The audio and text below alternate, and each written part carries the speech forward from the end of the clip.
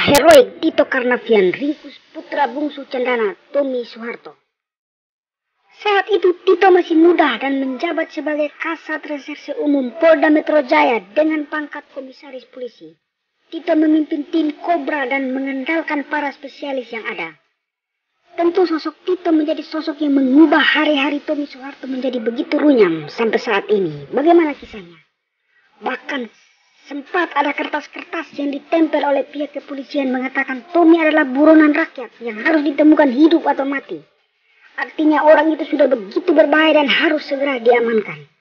Harian Cetak Kompas pada 15 November 2000 menulis bahwa polisi mengirim 18 tim untuk menggebrak Tommy Soeharto pada 14 November 2000. Ratusan polisi pun dikerahkan untuk mencari putra bungsu Soeharto ini.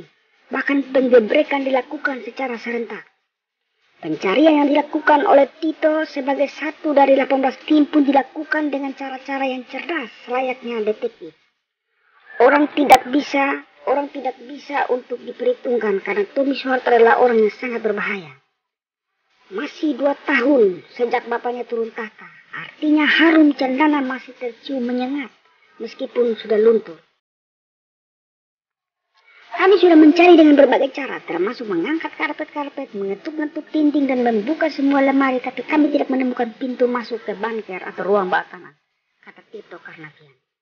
Saat itu Tommy adalah terpidana kasus tukar guling antara PT Goro Batara Sakti dan Bulog bersama Ricardo Galael, mantan suami Tata Soeharto itu divonis bebas oleh Pengadilan Negeri Jakarta Selatan. Lalu jaksa umum harus mengajukan kasasi alias pembatalan putusan pengadilan sebelumnya terhadap hal ini. Dalam keputusannya, majelis kasasi yang diketuai oleh Hakim Agung Saifuddin Kartasasmita menghukum Tommy dan Galael masing-masing dengan hukuman 18 bulan penjara dengan denda 36 miliar. Tommy kabur saat hendak dieksekusi dan Saifuddin pun ditemukan tewas dengan luka tembak di kepalanya. Akhirnya komisaris polisi Tito Karnavian bersama anak buahnya berhasil menangkap Tommy Soeharto. Tommy mengajukan PK dan meringankan hukumannya menjadi 10 tahun penjara. PK ini aneh sekali, berhubung ada barang bukti persidangan yang mengatakan bahwa Tommy menyimpan sejumlah senjata api dan bahan peledak yang terlibat dalam pembunuhan Saifuddin. Ini adalah masa lalu Tommy Soeharto yang diobrak-abrik oleh Tito Karnavian yang muda. Inilah pencapaian Tito Karnavian, sang penakluk putra bungsu mantan Presiden Soeharto.